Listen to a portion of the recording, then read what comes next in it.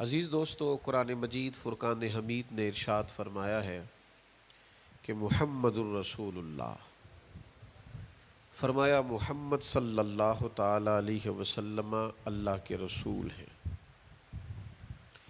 نبی اکرم صلی اللہ تعالی علیہ وسلم کی رسالت، حضور کی نبوت، نبی پاک صلی اللہ تعالی علیہ وسلم کے خاتم النبیین ہونے اور حضور سید عالم علیہ السلام کے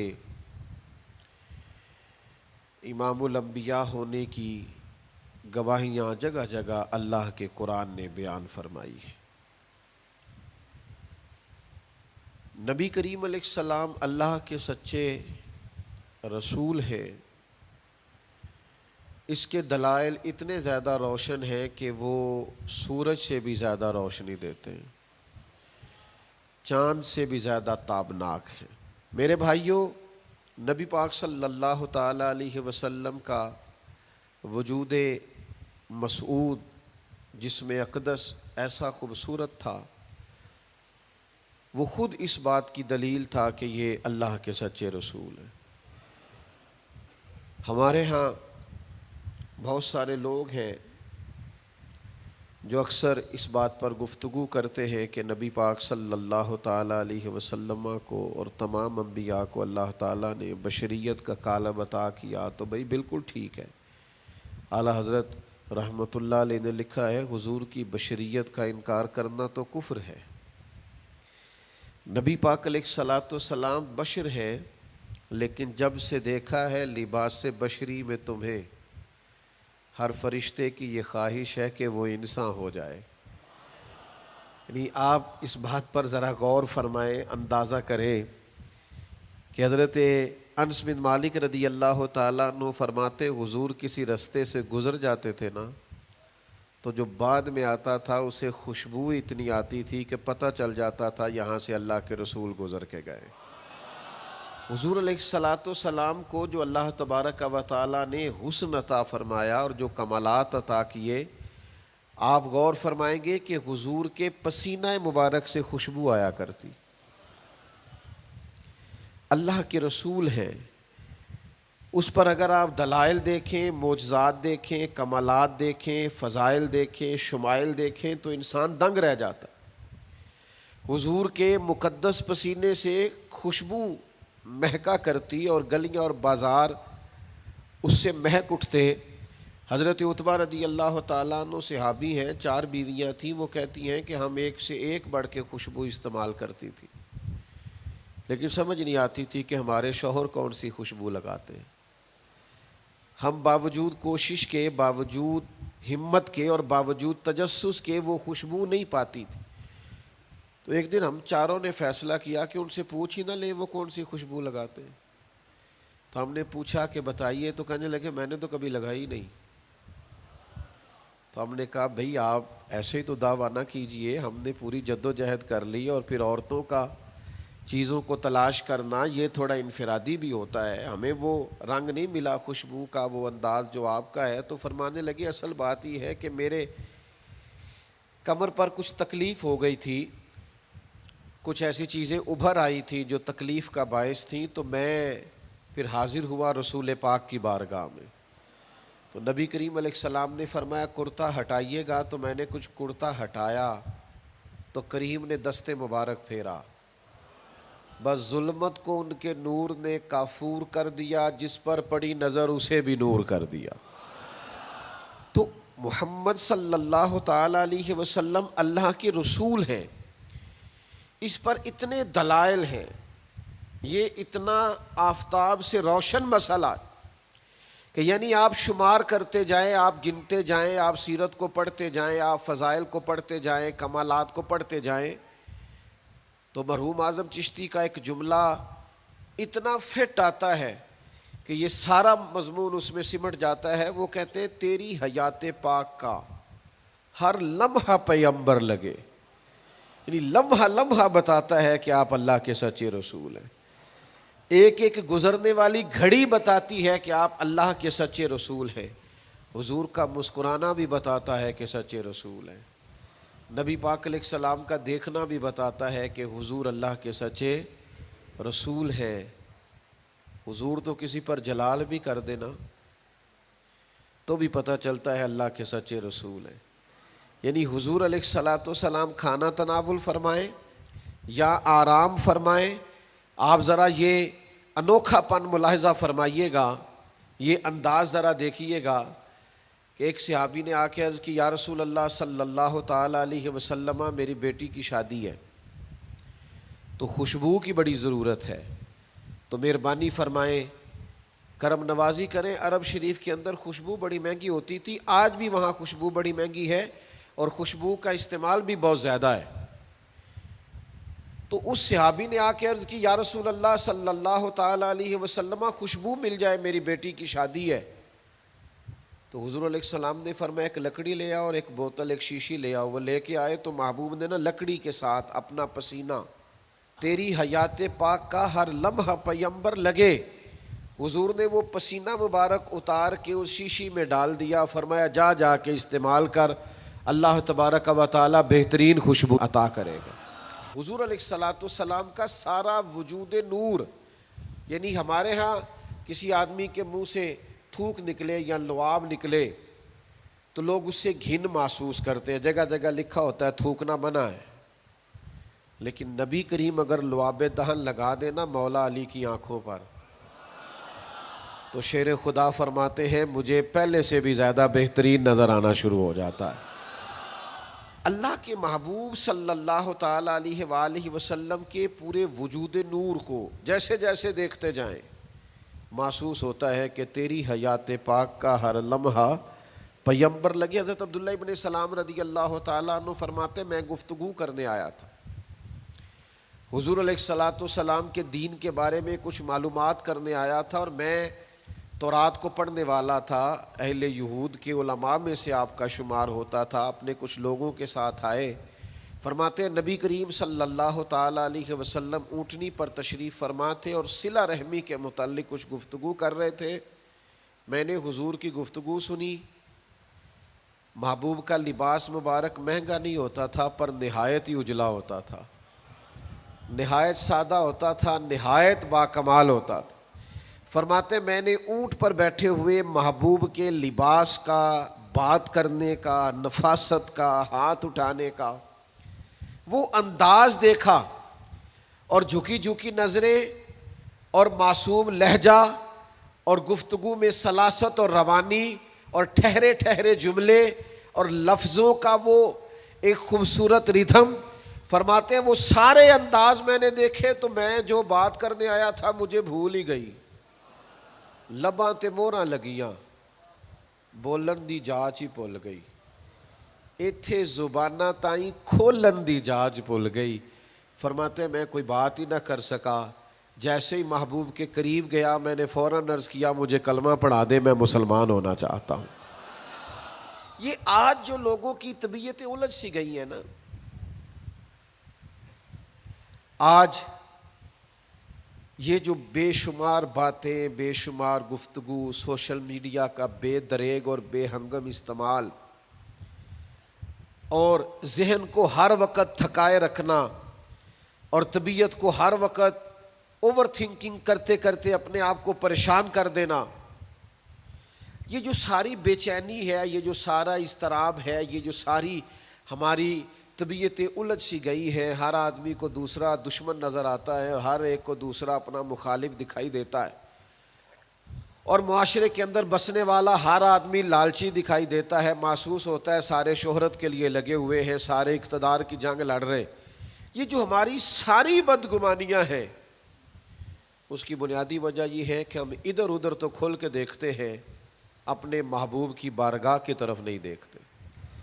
ہم جب حضور علیہ السلام کی پرکیف شخصیت کو دیکھیں گے، فضائل دیکھیں گے، کمالات دیکھیں گے، معجزات دیکھیں گے، نعت پاک کی طرف توجہ کریں گے، اخلاق عالیہ کو دیکھیں گے، حسن کردار کو دیکھیں گے. دنیا میں وہ لوگ بڑے عظیم ہوتے ہیں جو نبی پاک علیہ الصلاۃ والسلام کی محبت میں پوری طرح محو ہو جاتے ہیں. آپ یقین کریں جو دروازہ رسول تک پہنچ جاتے ہیں ان کا سفر ہی ختم ہو جاتا ہے. جو حضور کی بارگاہ تک پہنچ جاتے ہیں ان کے ذہن کی مشقت پھر ختم ہو جاتی، انہیں منزل نصیب ہو جاتی۔ وہ لوگ اس طرح کے ہو جاتے ہیں کہ اب زندگی میں ایک ٹھہراؤ آ گیا، اب سکون نصیب ہو گیا، اب اطمینان قلبی مل گیا، اب مقصود ہاتھ آ گیا ہے، منزل مل گئی ہے۔ نوجوانوں بہت زیادہ نہ الجھا کرو یار، بہت زیادہ پریشان نہ ہوا کرو۔ جب دل بڑا گھبرا جائے نا تو اپنے نبی پاک کی سیرت کو پڑھا کرو، حضور کے احوال شریفہ کا مطالعہ کیا کرو، ان کے حسن کی بات دیکھا کرو، جمال کی بات دیکھا کرو، کمال کی بات دیکھا کرو، محبوب کے بانٹنے کا انداز دیکھا کرو، نوازنے کا انداز دیکھا کرو، نبی پاک کا دشمنوں کو معاف کرنے کا رنگ دیکھا کرو، حضور کا عطا کر دینے کا انداز دیکھا کرو۔ معاشرے میں، سوسائٹی میں ہر طرف بے راہ روی ہے، سارے دشمن ہیں، لیکن محبوب تبلیغ بھی اطمینان سے کرتے ہیں، ان کو دعوت توحید بھی مطمئن ہو کے دیتے ہیں، اور جب ان کے لیے دعا کرتے ہیں تو پھر بھی پوری دل جمی کے ساتھ دعا کرتے ہیں۔ یہ خاص ٹھہراؤ آپ کو حضور کی بارگاہ تک جانے میں ملے گا۔ ہم نا رسمی سی محفل کرتے ہیں، رسمی سا میلاد، رسمی سا معراج، رسمی سی سیرت، رسمی سی باتیں، وہ جو خاص ایک کیفیت ہوتی ہے نا امتی کی پوری طرح محبوب کے قدموں سے جڑ جانا، یہ والہانہ پن کبھی ملے نا، والہانہ پن، یعنی حضرت طلحہ بن برار رضی اللہ تعالیٰ عنہ کی نبی کریم سے ملاقات ہوئی، حضور سے ملے اچانک، اور دوڑ کے جا کے نا تو نبی پاک کے قدموں سے لپٹ گئے، اور پھر لپٹے ہیں اور والہانہ انداز ہے اور وارفتگی دکھا رہے ہیں اور عشق کا مظاہرہ کر رہے ہیں، اور پھر اسی درد اور تڑپ میں عرض کرنے لگے حضور مجھے کوئی حکم کرے، میں فوراً تعمیل ارشاد کروں گا، کچھ فرما دیں۔ یہ والہانہ پن، یعنی کبھی آپ بڑے بے چین ہو تو کہیں یار کھولو سیرت کی کتاب، اپنے نبی کا کوئی ذکر پڑھتے ہیں، کھولو فلاں آدمی کو سنے جو حضور کے عشق کی بات کرتا ہے، آؤ کوئی نعت پاک کا نغمہ چھیڑ دے جو ہمارے دلوں کو ٹھنڈا کرے، آؤ کوئی قرب پائے حضور کے دروازہ نور کی طرف سفر کرے۔ ہم کہاں الجھے ہوئے ہیں، کہاں سکون تلاش کر رہے ہیں، کہاں ہم نے اپنے آپ کو الجھا دیا ہے، کن بے معنی اور بے مقصد باتوں میں ابحاث اور بحثیں کر کر کے اپنے آپ کو پریشان کیے ہوئے ہیں۔ آئیے دیکھیے رسول اللہ صلی اللہ تعالی علیہ وسلم کی زندگی کا لمحہ لمحہ آپ کے کلیجے کو ٹھنڈا کرے گا، آنکھوں کو سکون دے گا، باطن کو پاکیزہ کرے گا، سوچوں کو نکھار دے گا۔ کہہ لینے دو مجھے یہ جملہ، حضور سے پیار کرو، جینے کا بھی مزہ آئے گا، مرنے کا بھی مزہ آئے گا، لطف نصیب ہو جائے گا، سرور نصیب ہو جائے گا، ایک کیف سا میسر آ جائے گا۔ حضور کی بارگاہ عالی مرتبت تک جڑو، نبی پاک علیہ الصلوۃ والسلام کے اخلاق عالیہ کو اپناؤ، کردار کو سمجھو، حسن تکلم کو سمجھو، نبی پاک علیہ السلام کی باتوں پر غور کرو۔ یقین کرو کبھی کبھی پڑھتے پڑھتے وجد ہو جاتا ہے، کبھی کبھی ان باتوں کو صرف مطالعہ کی نظر سے دیکھیں، سیکھنے کی نظر سے دیکھیں تو ایسے لگتا ہے کہ جیسے روح پرواز کرنے لگی۔ یہ اس طرح کے بھی کمالات ہوتے ہیں، یہ بھی رنگ ہوتا ہے، یہ بھی انداز ہوتا ہے، یہ بھی طور طریقے ہوتے ہیں۔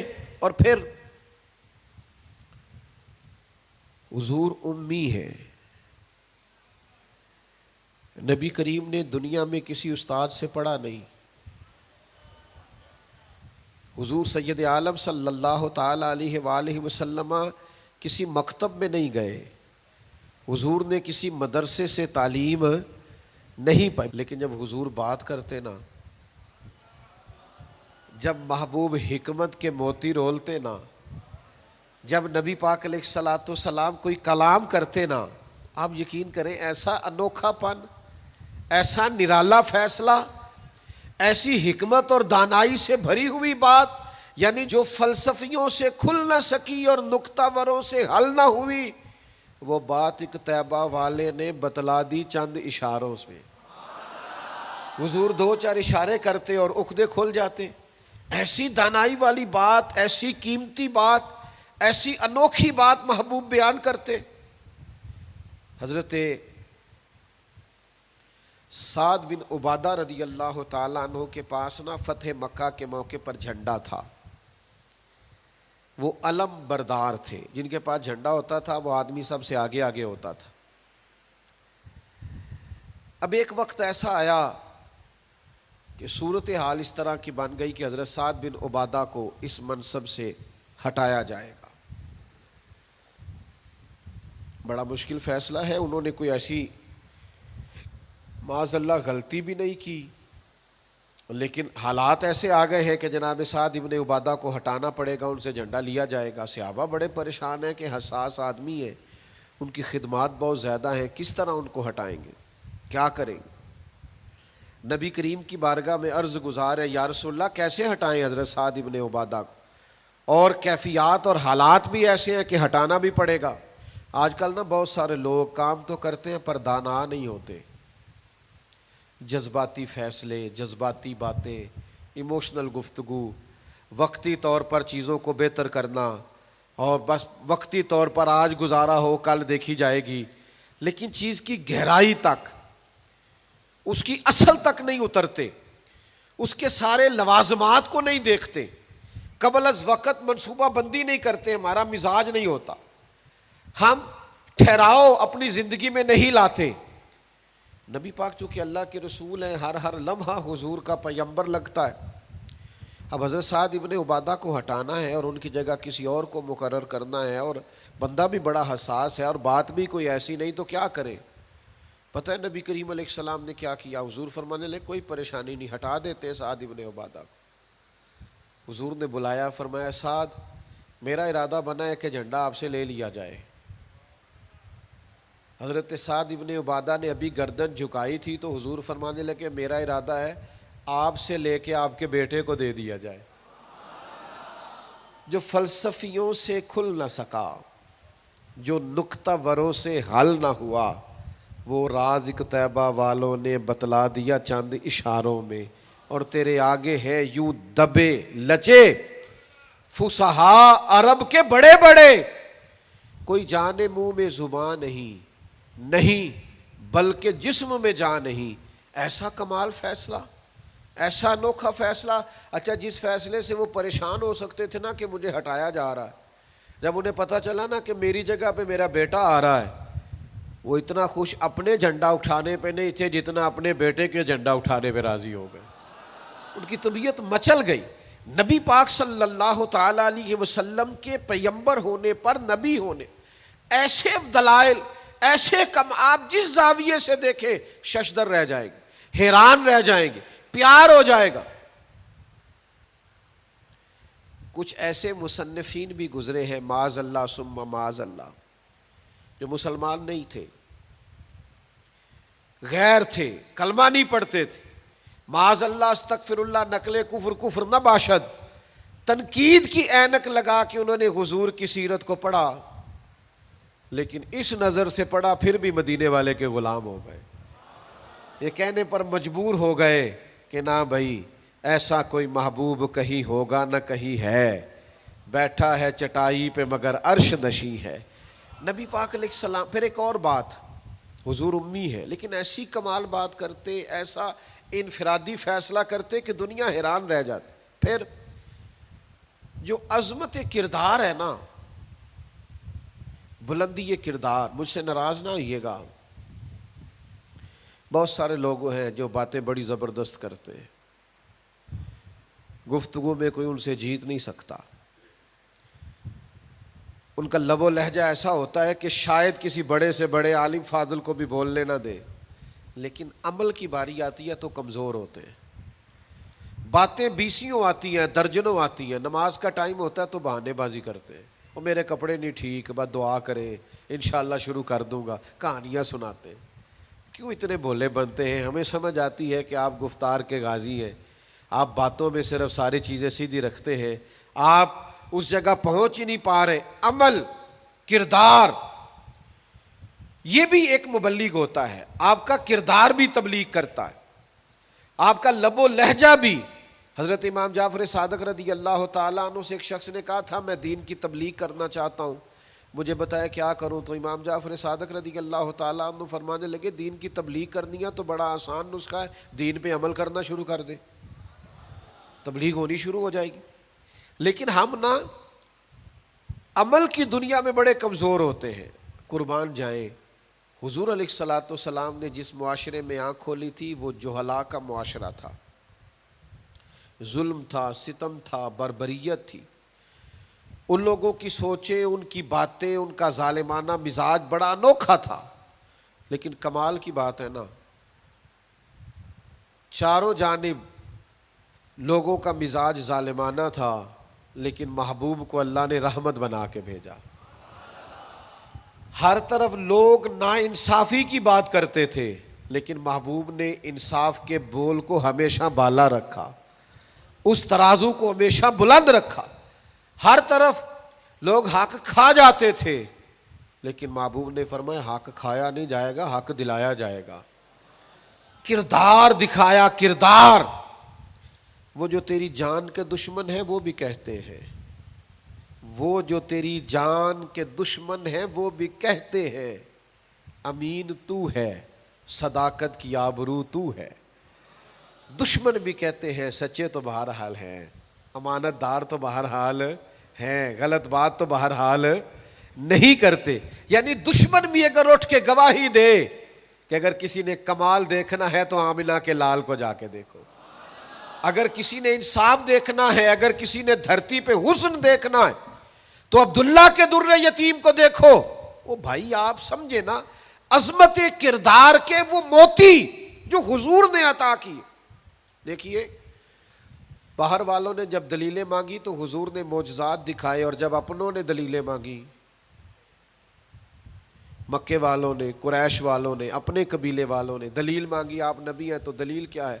تو اللہ کا قرآن کہتا ہے کہ محبوب نے کہا فَقَدْ لَبِثْتُ فِيكُمْ عُمَرًا مِّن قَبْلِهِ أَفَلَا تَعْقِلُونَ، اور میں نے تمہارے بیچ عمر گزاری ہے ساری، تمہیں عقل نہیں؟ میں کوئی باہر سے نہیں آیا، میں نے 40 سال تمہارے اندر گزارے ہیں۔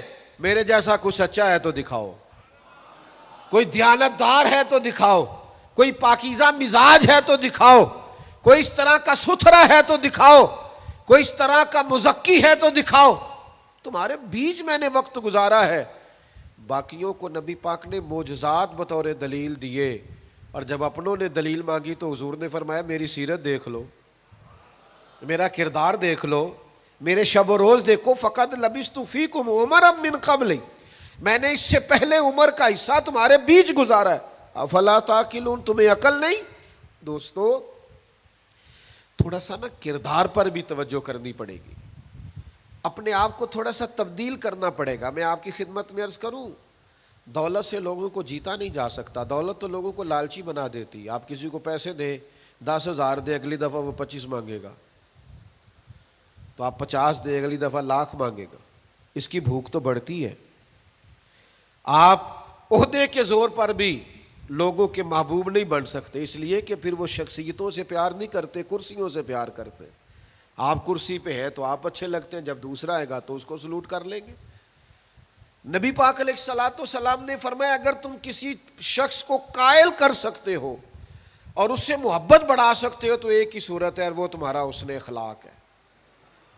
اللہ کے محبوب صلی اللہ تعالی علیہ وسلم نے خلق کے ساتھ، کردار کے ساتھ، نبی پاک علیہ السلام نے محبت کے ساتھ، زید بن دسنہ بہت بڑے یہودیوں کے عالم تھے۔ ایک دن حضرت بلال حبشی رضی اللہ تعالیٰ عنہ سے کہنے لگے سنا ہے نبی پاک علیہ السلام کی بارگاہ میں جب بہت سارے مہمان آتے ہیں تو آپ کو کچھ قرض بھی لینا پڑتا ہے۔ جناب بلال کہنے لگے لینا پڑتا ہے، کہنے لگے مجھ سے لے لیں، میرے پاس اضافی پیسے پڑے ہیں، آپ نے دے ہی دینے۔ حضرت بلال نے لے لیے، ایک ٹائم مقرر ہو گیا، فلاں دن پیسے واپس کرنے۔ اپنی وعدے میں 3 دن رہتے تھے۔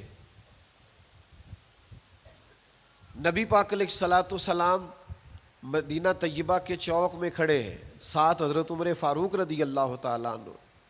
یہ وہاں پہنچ گئے یہودیوں کے عالم، آ کے کہنے لگے وہ میری رقم واپس کریں. تو حضور نے فرمایا ابھی تو وعدے میں 3 دن رہتے ہیں. تو اس نے بڑے سخت جملے کہے. آپ کی توجہ ہے میری بات پر؟ سمجھ آ رہی ہے میری باتوں کی؟ چڑھانے والے اتنے خطرناک نہیں ہوتے جتنے چڑھ جانے والے خطرناک ہوتے ہیں. اتنی جلدی کسی کی باتوں سے چڑا نہ کرے. یعنی ہر ایک کوئی دشمن بنا لیتے ہو. جس کا سٹیٹس ہی نہیں آپ کے ساتھ کھڑے ہونے کا اسے بھی دشمن بنا، اور دعا کرو کہ دشمن بھی خاندانی ہو. ہر ایک کو دشمن مان لیتے ہو، اسے بھی میرا اختلاف ہے، یہ بھی مجھ سے حسد کرتا ہو. چھوڑے یار، آپ کا کوئی سٹیٹس ہی نہیں ہے، سب کے ساتھ آپ کا مقابلہ شروع ہو جاتا ہے. کہیں رکے تو صحیح. کہیں وہ جو 3 بندے وہاں کھڑے ہیں، وہ جو 4 وہاں کھڑے ہیں، وہ جو 5 وہاں کھڑے ہیں، وہ میرے خلاف باتیں کر رہے ہیں. اور یار آپ بلا وجہ پریشان ہیں، وہ کوئی اور گل پہ کر دینے تو ہڑی نہیں کر دے. وہ کوئی بلا وجہ دشمن بنا لینا، چڑ جانا، ذرا سی بات پہ ڈسٹرب ہو جانا، بہت زیادہ پریشر اپنے ذہن پہ ڈالنا، اس سے بندہ کمزور پڑ جاتا ہے. انہوں نے سخت جملے کہے، لیکن نبی کریم صلی اللہ تعالی علیہ وآلہ وسلم نے نا کسی بات کا کوئی جواب نہیں دیا. حضرت عمر نے تلوار نکال لی. تو حضور فرمانے لگے عمر آپ نے تلوار نکال لی ہے، آپ کو چاہیے تھا انہیں کہتے مطالبہ نرمی سے کریں اور مجھے کہتے ان کی رقم واپس کریں. فرمایا چھوڑو. یہ جو وقار ہوتا ہے نا، یہ آدمی کے قد کاٹ کا پتہ دیتا ہے. یہ جو حوصلہ ہوتا ہے یہ اس کی تعلیم کا، اس کی تربیت کا، اس کے علم کا، اس کے بڑے ہونے کی خبر دیتا ہے. حضرت عمر سے حضور نے فرمایا چونکہ انہوں نے اب پہلے مطالبہ کر لیا ہے تو ہم ایسا کرتے ہیں پہلے ہی پیسے دے دیتے ہیں. فرمایا آپ ان کو ساتھ لے جائیں، فلاں جگہ کھجوریں پڑی ہیں، تول تول کے دے دیں، اور جب ان کا قرض پورا ہو جائے نا تو یہ جو آپ نے ان کو غصہ دلایا نا، تھوڑی کھجوریں زیادہ بھی دے دیجئے گا، تھوڑی مٹھائی بھی دے دینا، قربان جائیں. حضرت عمر رضی اللہ تعالیٰ عنہ فرماتے ہیں میں حضور کے حکم کا پابند تھا، میں ان کو ساتھ لے گیا اور لے جا کر کے کھجوریں تول تول کے دے رہا ہوا. مجھے ان پہ غصہ ہے، وہ مجھ سے ہلکی ہلکی باتیں کرنے لگ گئے حضور کے اخلاق کے بارے میں، نبی پاک کی بردباری کے بارے میں. تو مجھے جلال تھا، میں نے کہا تو کھجوریں لے، زیادہ باتیں نہ کر. میرا اپنا ایک خیال تھا کہ انہوں نے بڑے سخت جملے کہے ہیں. تو فرماتے انہوں نے میرا ہاتھ تھاما اور کہنے لگے عمر یار میرے اوپر جلدی نہ کر، میرے درد کو سمجھ، میں تورات کا عالم ہوں، میں نے اللہ کے آخری نبی کی جتنی نشانیاں تورات میں پڑھی ہیں ساری مدینے والے محبوب میں پائی جاتی ہیں. ایک نشانی میں نے یہ پڑھی تھی کہ جتنا جتنا کوئی جہالت کرتا جائے گا نبی پاک کا علم اتنا ہی غالب آتا جائے گا، حضور کی بردباری اتنی بڑھتی جائے گی. تو میں نے نا جان بوجھ کے حضرت بلال کو پیسے دیے تھے، اور 3 دن پہلے میں نے واپسی کا مطالبہ بھی جان بوجھ کے کیا تھا. میں نبی کریم کا علم دیکھنا چاہ رہا تھا، میں وہ تورات کی نشانی دیکھنا چاہ رہا تھا، اور پھر میں نے سخت جملے بھی جان بوجھ کر کیے. پر قربان جاؤ مدینے والے کو جس اینگل سے بھی دیکھا ہے اللہ کا سچا رسول ہی پایا. محمد الرسول اللہ، محمد اللہ کے رسول ہے صلی اللہ علیہ وسلم. اب وہ کہنے لگے جناب عمر سے مجھے لے جائے نا، میں نے حضور کا کلمہ پڑھنا ہے، مجھے لے جائے بارگاہ تک، میں نے نبی پاک علیہ السلام کی غلامی کا پٹا گلے میں ڈالنا ہے. تو میرے بھائیوں نبی پاک علیہ السلام کی بارگاہ تک رسائی پائیے، حضور کی عالی مرتبت بارگاہ کی طرف اپنے آپ کو لے کر کے جائیے. آج اگر ہم اطمینان چاہتے ہیں ذہنی طور پر بھی، قلبی طور پر بھی، روحانی طور پر بھی، فکری طور پر بھی، تو ایک ہی راستہ ہے، اپنے آپ کو حضور سے وابستہ کریں. ہم جس طرح کی آزمائشوں کا دن رات شکار ہے، اور جس طرح سے ہمیں نئی نسل الجھی ہوئی، بے چین، بے قرار اور مضطرب نظر آتی، اس کا کوئی اور حل نہیں ہے. اس کا ایک ہی حل ہے کہ مرنے کی طرف دیکھ، نہ جینے کی طرف دیکھ، جب چوٹ لگے دل پہ تو مدینے کی طرف دیکھ.